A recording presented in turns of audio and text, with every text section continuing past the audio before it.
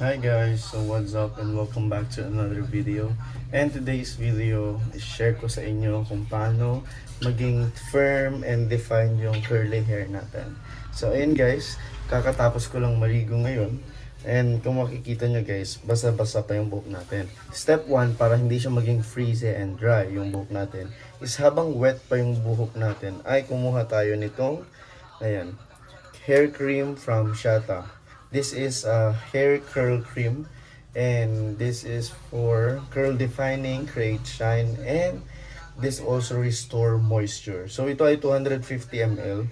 So around 400 plus lang ito guys sa ibang app dyan, sa yellow app, sa black app. And guys, napakamura nito kasi napakarami niya na rin. Ang gagawin nyo guys, para lang siyang alam niyo yun, yung leave on conditioner. Tama ba yung term ko? So, habang wet pa yung buhok natin, kukuha tayo nito. Ayan. So, ginagamit ko talaga siya guys. Ayan o, ang dami ko na nakuha.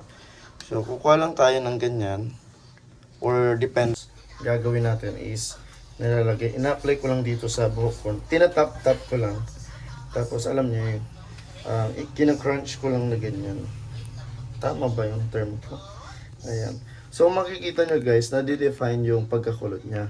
Yung ibang mga kulot guys, ang ginagawa nila, ina-apply nila per, ganyan yung hindi naman per strand, pero alam niyo yung happy ng buhok, doon nila i-apply. Lalo na yung mga babae, yung mga mahahappy yung buhok.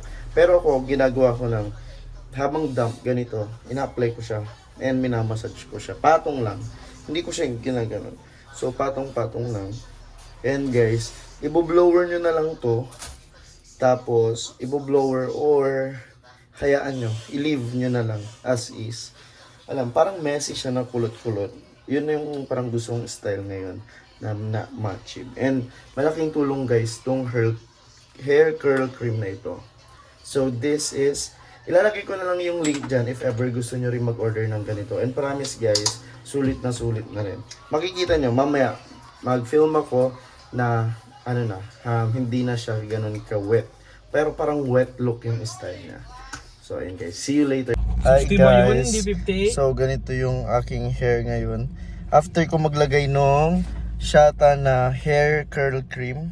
And guys, lagay ko dyan sa yellow basket. Click nyo na lang guys. Diba? Guys, ano na yan ha? Hindi yan, bagong kanina pa ako. So, ang dami nang nangyari for the day.